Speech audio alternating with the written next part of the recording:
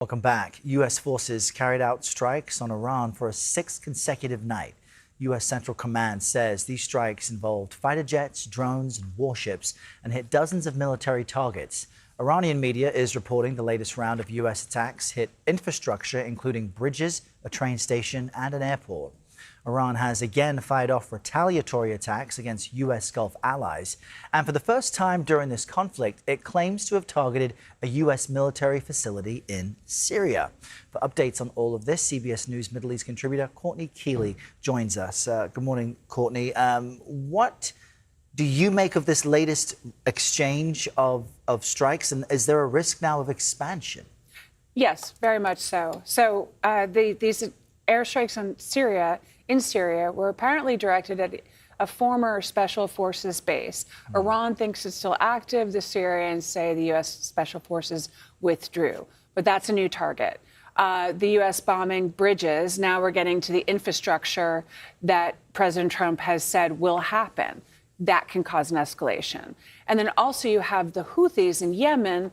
Now, a source close to CBS News told us that Iranian Revolutionary Guard Corps did confirm that they have been kind of put on standby. They haven't been told to close their strait, the Bab el-Mandeb, which would close off access to the Red Sea, but they could. And that's a big worry. And this is something you had mentioned this week on the Yemen Houthi question. That opens up another potential blockage as far as waterways. What about what's happening in Israel? The U.S. and Israel entered this war shoulder to shoulder. They appear to be on different pages lately, and the country's parliament dissolved overnight ahead of elections in October. So what's happening with Benjamin Netanyahu and his position?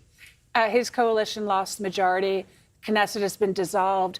Knesset is in recess until after the elections. The elections are heating up. Gadi Eisenkot, a former IDF chief who left Trump's wartime cabinet, who lost a son in Gaza. He is the front runner, neck and neck with Netanyahu in terms of seats. But then one of them has to form a coalition.